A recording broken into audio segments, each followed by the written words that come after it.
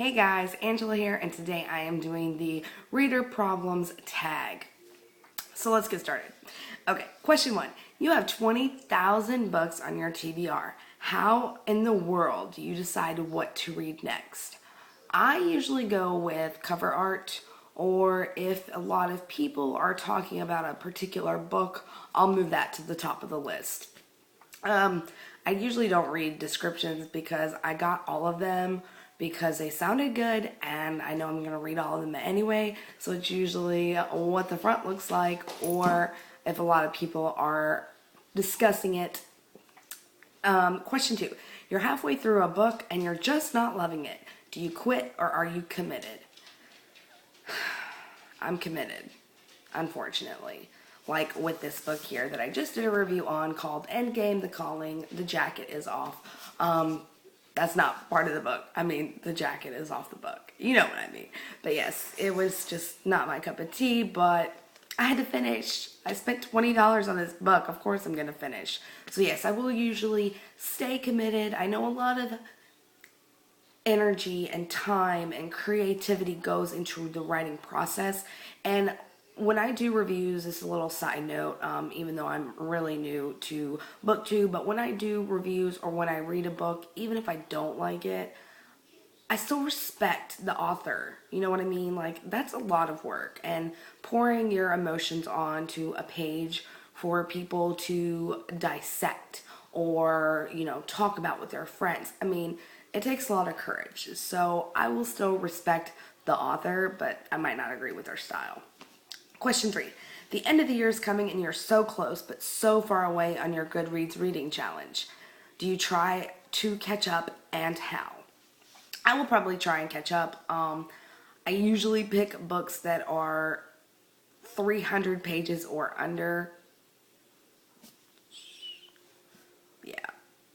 But I can usually fly through those really fast. Or this is the only time I will promote it, but I will pick a book, an ebook, rather than a print, because with the ebook, if it's on my phone, I will flip through faster and it seems like I get done faster. You know what I mean? Even though I hate ebooks, like I really do. Nothing compares to the weight of a book in your hand and turning that last page. Okay, question four. The covers of a series you love do not match. How do you cope? I'm really frustrated, but I'm not gonna buy the book that matches until I absolutely have to, which it will eventually happen. But I mean, books are kind of pricey, and let's be honest, I'm not the richest person in the world, so I usually let it slide for now. But that doesn't mean that I'm not looking like at discount places for a book to match, and eventually I will order it if I have to. Question five. Everyone and their mother loves a book you really don't like. Who do you bond with over your shared feelings? My sister, because she likes to read, but we read two different things, and she'll probably just be like, yeah, that sounds really stupid. I'm like, I know, I told you. I mean, I'm just not into it. But there are a lot of things like that I am not into that everyone and their mother is, like the zombie thing, I just don't get. But I digress. Question six. You're reading a book and you are about to start crying in public. How do you deal? I make a frantic dash to the bathroom or to my car or somewhere in private because I don't like crying in public. Stranger shame. It's weird and awkward, and I'm not a big crier in the first place. I'm usually the one that gets really uncomfortable. So I know how it feels to be on the opposite end of that, so I run. Just make a dash for it. Question seven. A sequel of a book you loved just came out, but you've forgotten a lot from the prior novel. Will you reread the book, skip the sequel, try to find a synopsis on Goodreads, or cry in frustration? I'll reread the first one. That's usually what I do, just because I want to keep everything fresh, and there are so many little details that you can't necessarily get from a synopsis, so I will go back and reread. Question 8. You do not want anyone borrowing your books. How do you politely tell people no when they ask? No.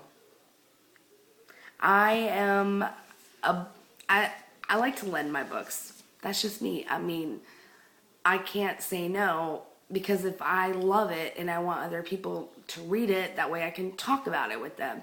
That's just the way that I work.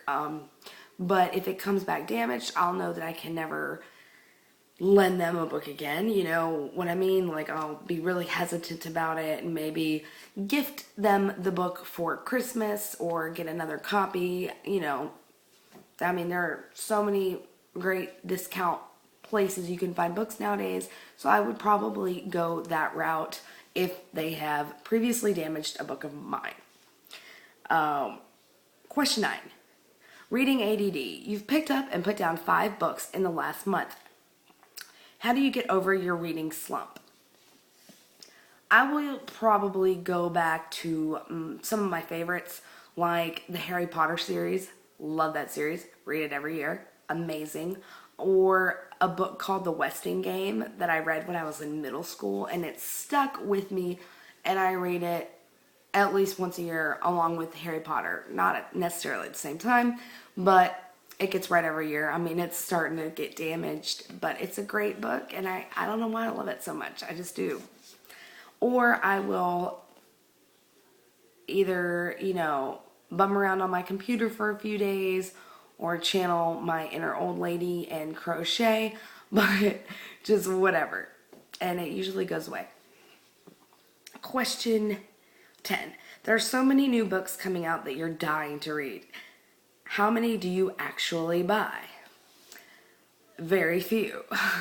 I get better deals, I find, on ebooks, so that's a lot of what I've been getting lately, and my iPad is just full of them, and I'm not happy because I'd rather have the print. But yes, when I buy the print, something like the last book I read happens, and I end up hating it. So yeah. I went to Goodwill actually yesterday and got 3 amazing books, and I've never heard of them before, but I mean, they're far from new. But yeah, I rarely buy a new book right when it came out unless I've heard a lot about it, like I did with this last book, or I've read something previously and I'm anxious to get my hands on the next. Question 11. After you've bought the new books you can't wait to get to, how long do they sit on your shelf before you get to them? Well, okay, my shelf currently is virtual because I, a while ago, cleaned out my book stash. And, I mean, it's decimated. So that's why I really want print books right now and want to buy some more. But they'll usually sit on my shelf for about 2 months, maybe. If I buy them, I try and get to them right away. Yeah. That was so random, sorry. But yeah, I like to read, and I'm a pretty quick reader, so they usually don't sit there long, maybe 2 months max. But my collection right now is in the maybe lower 40s, so as I accumulate more books, the time might increase. But anyway, that is it for this Reader Problems book tag.